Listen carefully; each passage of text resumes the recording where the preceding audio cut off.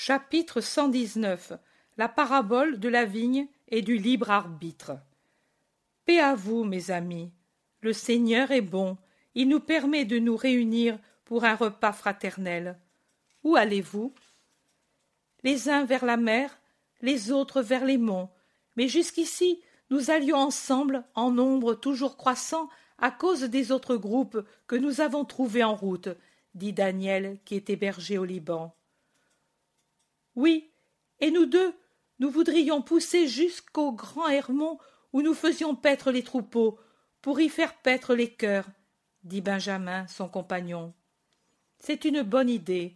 Moi, j'irai quelque temps à Nazareth, puis je serai entre Capharnaüm et Bethsaïda jusqu'à la nouvelle lune de Élul. Je vous dis cela pour que vous puissiez me trouver en cas de besoin. Asseyez-vous et mettons nos vivres en commun pour pouvoir les distribuer équitablement. Ils font ainsi en étendant sur un linge leurs richesses, foisse, fromage, poissons salés, des olives, quelques œufs, les premières pommes, et de même qu'ils ont fourni le menu, ils le répartissent joyeusement après que Jésus ait offert et béni. Comme ils sont heureux de ce festin d'amour inespéré, ils ont vite oublié la lassitude et la chaleur, perdus comme ils le sont, dans la joie d'entendre Jésus qui leur demande ce qu'ils ont fait et leur donne des conseils, ou bien leur raconte ce qu'il a fait. Et bien que l'heure très chaude d'une journée très lourde les étourdisse de somnolence, l'intérêt est si grand que personne ne s'abandonne au sommeil. Puis, une fois le repas fini, les restes des provisions remises dans les sacs en les répartissant en parts égales, ils s'enfoncent encore plus dans les premiers maquis des collines, et à l'ombre des arbres, assis en cercle autour de Jésus, il le prie de leur dire une belle parabole qui leur serve de règle de vie et pour l'enseignement. Jésus est assis de manière à avoir en face de lui la plaine d'Esdraelon, maintenant dépouillée des moissons, mais riche de vignes et de vergers, et du regard il fait le tour du panorama comme s'il cherchait un sujet dans ce qu'il a sous les yeux. Il sourit. Il a trouvé. Il commence par une question générale. Elles sont belles, n'est-ce pas, les vignes de cette plaine? Très belles. Elles ont des charges invraisemblables de raisins en train de mûrir, et elles sont très bien entretenues. C'est pour cela qu'elles ont un si beau rendement. Ce doit être pourtant des plantes choisies, insinue Jésus, et il termine. Comme la plaine est divisée presque tout entière en domaines de riches pharisiens, ils y ont mis des plants excellents sans avoir à regretter les dépenses d'acquisition. Oh, il ne servirait pas d'avoir acheté les meilleurs plants si ensuite on n'avait pas continué de les soigner. Moi, je m'y connais car mes biens sont tous en vigne, mais si moi je n'y suis pas, ou plutôt si je n'y avais pas sué, comme maintenant mes frères continuent d'y suer, crois bien, maître, que je ne pourrais t'offrir à la vendange des raisins pareils à ceux de l'an dernier, dit un homme vigoureux d'environ 40 ans, qu'il me semble avoir déjà vu, mais dont je ne me rappelle pas le nom. Tu as raison, Cléophas. Le secret pour avoir de bons fruits tient tout entier dans le soin que l'on donne à son domaine, dit un autre. De bons fruits et de bons grains, car si la terre donnait seulement ce que l'on a dépensé pour elle, ce serait un mauvais placement de l'argent. La terre doit donner l'intérêt du capital engagé, et en plus un gain qui nous permette d'accroître nos richesses. En effet, il faut penser qu'un père doit faire des parts pour ses enfants, et que d'un avoir en terre ou en argent, il doit faire plusieurs parts, suivant le nombre d'enfants, pour donner à tous de quoi vivre. Je ne crois pas que cet accroissement du patrimoine pour en faire bénéficier les enfants mérite des reproches, insiste Cléophas. Il ne l'est pas si on l'atteint par un travail honnête et d'une manière honnête. Tu dis donc que, malgré l'excellence des plans mis en place pour en tirer profit, il faut y travailler beaucoup? Et comment? avant qu'il donne les premiers grains de raisin, car il faut du temps, hein, et donc patienter et aussi travailler jusqu'au moment où les plants ont seulement des feuilles, et ensuite, quand déjà ils donnent du fruit et sont forts, prendre garde qu'il n'ait pas de branches inutiles, d'insectes nuisibles, que les herbes parasites n'épuisent pas la terre, ou que les sarments n'étouffent pas sous les feuilles des ronces ou des liserons, bêcher autour des pieds, pour que la rosée pénètre et que les eaux séjournent un peu plus qu'ailleurs pour nourrir la plante et apporter de l'engrais. Un dur travail, mais il le faut, même s'il est épuisant, car le raisin, si beau, si doux, que chaque grappe paraît une récolte de pierres précieuses, se forme justement en suçant cet engrais noir et fétide. Cela paraît impossible, mais c'est ainsi, et effeuillé pour faire descendre le soleil sur les grappes. Puis, la vendange terminée, arranger les plantes en les attachant, en les taillant, en les liant, en couvrant leurs racines de paille et de fumier pour les défendre de la gelée.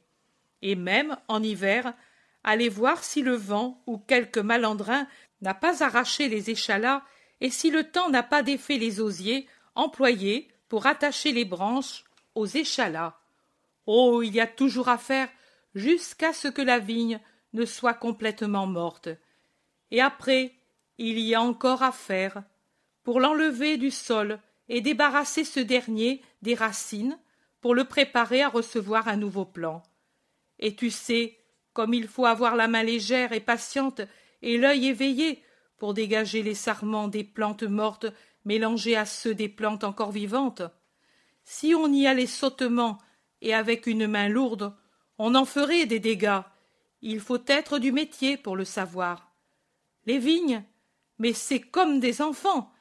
Et avant qu'un enfant soit homme, combien il faut suer pour le garder sain de corps et d'esprit.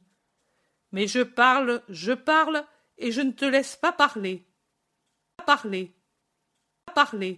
Tu nous as promis une parabole. Vraiment, tu l'as déjà faite. Il suffirait d'appliquer ta conclusion et de dire que les âmes sont comme les vignes. Non, maître, parle, toi. Moi, j'ai dit des bêtises, et nous ne pouvons faire de nous-mêmes le travail d'application. C'est bien. Écoutez. Quand nous avons eu une chair animale dans le sein de notre mère, Dieu, dans les cieux, a créé l'âme pour faire à sa ressemblance l'homme futur, et il l'a placé dans la chair qui se formait dans le sein. Et l'homme, arrivé au moment de naître, est né avec son âme qui, jusqu'à l'âge de raison, a été comme une terre laissée en friche par son maître. Mais, arrivé à l'âge de raison, l'homme a commencé à raisonner et à distinguer le bien et le mal. C'est alors qu'il s'est aperçu qu'il avait une vigne à cultiver à son gré, et il s'est aperçu qu'il avait un vigneron chargé de cette vigne, son libre arbitre. En effet, la liberté de se conduire, laissée par Dieu à l'homme son enfant, c'est comme un serviteur capable, donné par Dieu à l'homme son enfant, pour l'aider à rendre fertile la vigne, c'est-à-dire l'âme. Si l'homme ne devait pas se fatiguer lui-même pour devenir riche, pour se faire un avenir éternel, de prospérité surnaturelle, s'il avait dû tout recevoir de Dieu, quel mérite aurait-il eu de se recréer une sainteté après que Lucifer ait corrompu la sainteté donnée au début et gratuitement par Dieu aux premiers hommes? C'est déjà beaucoup qu'aux créatures tombées par suite de l'hérédité de la faute, Dieu accorde de mériter la récompense et d'être saints en renaissant par leur propre volonté à cette nature initiale de créatures parfaites que le Créateur avait donnée à Adam et Ève et à leurs enfants si les parents s'étaient conservés exempts de la faute originelle. L'homme tombé doit redevenir un homme élu par sa propre volonté libre. Or, qu'arrive-t-il dans les âmes? cela. L'homme confie son âme à sa volonté, à son libre arbitre, qui se met à cultiver la vigne restée jusqu'alors un terrain sans plantes, bon, mais dépouillé de plantes durables. Il n'y avait eu dans les premières années d'existence que des herbes grêles et des fleurettes caduques poussées çà et là. La bonté instinctive de l'enfant qui est bon parce qu'il est encore un ange, qui ignore le bien et le mal. Vous direz, combien de temps reste-t-il ainsi? On dit généralement pendant les 6 premières années, mais en vérité, il y a des raisons précoces à cause desquelles il y a des enfants qui, avant leurs 6 ans accomplis, sont déjà responsables de leurs actes. Il y a des enfants responsables de leurs actes même à 3, 4 ans, car ils savent ce qui est bien et ce qui est mal, et veulent librement l'un ou l'autre. Du moment que l'enfant sait distinguer la mauvaise action de la bonne action, il est responsable, pas avant.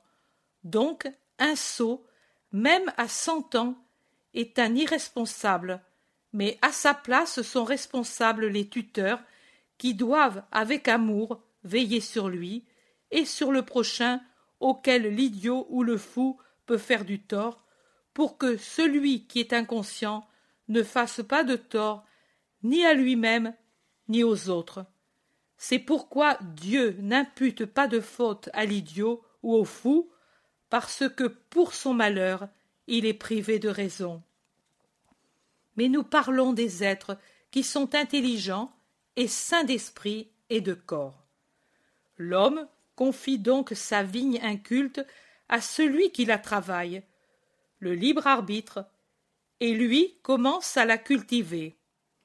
L'âme, la vigne, a pourtant une voix, et elle la fait entendre au libre arbitre, une voix surnaturelle nourrie des voix surnaturelles que Dieu ne refuse jamais aux âmes, celle du gardien, celle des esprits envoyés par Dieu, celle de la sagesse, celle des souvenirs surnaturels dont toute âme se rappelle, même sans que l'homme en ait exactement conscience.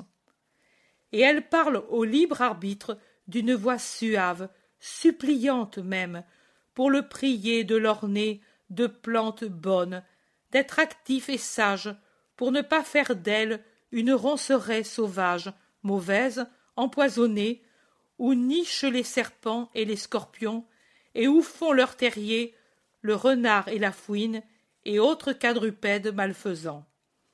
Le libre arbitre n'est pas toujours un bon cultivateur, il ne garde pas toujours la vigne, et il ne la défend pas toujours avec une haie infranchissable, c'est-à-dire avec une volonté ferme et bonne, qui tend à défendre l'âme des voleurs, des parasites, de toutes les choses pernicieuses, des vents violents qui pourraient faire tomber les fleurs des bonnes résolutions quand elles sont à peine formées dans le désir. Oh, quelle haie haute et forte il faut élever autour du cœur pour le sauver du mal, comme il faut veiller pour qu'elle ne soit pas forcée, pour que n'y soient pas ouvertes ni de grandes ouvertures par lesquelles passent les dissipations, ni des ouvertures petites et traîtresses à la base, par lesquelles s'insinuent les vipères, les 7 vices capitaux.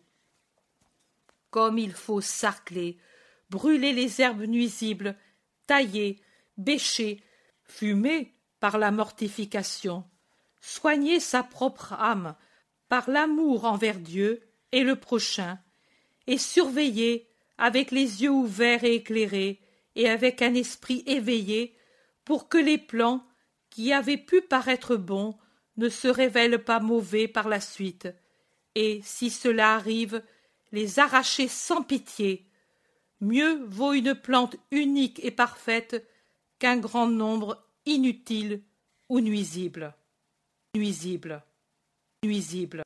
Nous avons des cœurs, nous avons donc des vignes qui sont toujours cultivées, garnies de nouvelles plantes par un cultivateur désordonné qui entasse toujours de nouvelles plantes, tel travail, telle idée, telle volonté, pas même primitivement mauvaise, mais qui, par la suite, si on ne s'en occupe pas, et deviennent mauvaises, tombent sur le sol, s'abâtardissent, meurent. Que de vertus périssent, parce qu'elles se mêlent à la sensualité, parce qu'elles ne sont pas cultivées, parce que, pour conclure, le libre arbitre n'est pas soutenu par l'amour. Combien de voleurs entrent pour dérober, pour mettre le désordre, pour arracher, parce que la conscience dort au lieu de veiller, parce que la volonté s'affaiblit et se corrompt, parce que le libre arbitre se laisse séduire par le mal, et que lui, qui est libre, en devient l'esclave. Mais pensez, Dieu le laisse libre, et l'arbitre devient esclave des passions, du péché, des concupiscences, du mal en somme. L'orgueil, la colère, l'avarice, la luxure, d'abord mélangées aux plantes bonnes, ensuite triomphant à leur détriment. Un désastre, quel feu qui dessèche les plantes, parce qu'il n'y a plus l'oraison qui est union avec Dieu, ni par conséquent la rosée des sucs bienfaisants sur l'âme. Quelle gelée pour glacer les racines par le manque d'amour pour Dieu et le prochain. Quel épuisement du terrain parce que l'on refuse la fumure de la mortification, de l'humilité. Quel entrelacement inextricable des branches qui sont bonnes et de celles qui ne le sont pas, parce que l'on n'a pas le courage de souffrir pour s'amputer de ce qui est nuisible. Tel est l'état d'une âme qui a pour la garder et la cultiver un arbitre désordonné et qui se tourne vers le mal. Au contraire, l'âme qui a un arbitre qui vit dans l'ordre et par conséquent dans l'obéissance à la loi, donnée pour que l'homme sache ce qu'est l'ordre et en quoi il consiste, comment on le conserve, l'âme qui est héroïquement fidèle au bien, parce que le bien élève l'homme et le rend semblable à Dieu, alors que le mal l'abrutit et le rend semblable au démon, est une vigne arrosée par les eaux pures, abondante, utile de la foi, dûment ombragée par les plantes de l'espérance, ensoleillée par le soleil de la charité, corrigée par la volonté, fumée par la mortification, taillée par la force, conduite par la justice, surveillée par la prudence et la conscience. Et la grâce croît, aidée par tant de choses. La sainteté croît, et la vigne devient un jardin merveilleux où Dieu descend pour prendre ses délices, jusqu'à ce que la vigne, se gardant elle-même toujours comme un jardin parfait, jusqu'à la mort de la créature, Dieu fasse porter par ses anges ce travail d'un libre arbitre plein de bonne volonté et bon dans le grand et éternel jardin des cieux.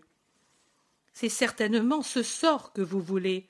Alors veillez pour que le démon, le monde, la chair ne séduisent pas votre arbitre et ne dévastent pas votre âme.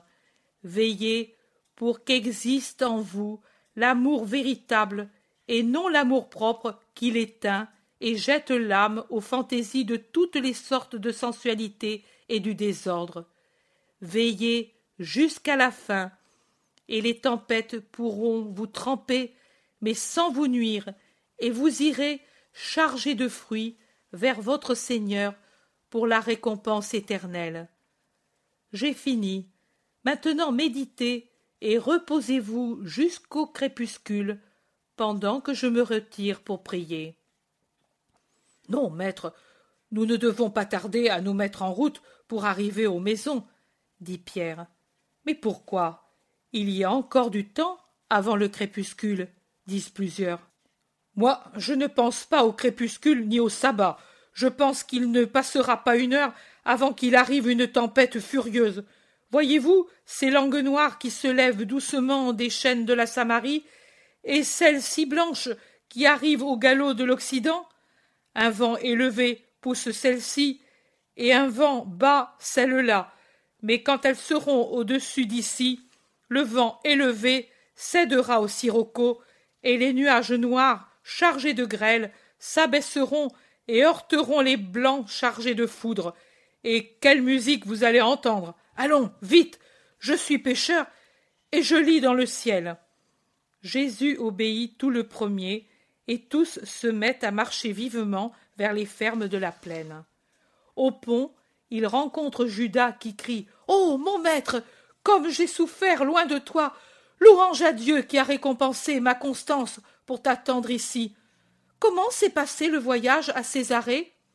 « Paix à toi, Judas, » répond brièvement Jésus, et il ajoute « Nous parlerons dans les maisons. Viens, l'orage menace. » En effet, commencent les rafales de vent qui soulèvent des nuages de poussière sur les routes brûlées par le soleil.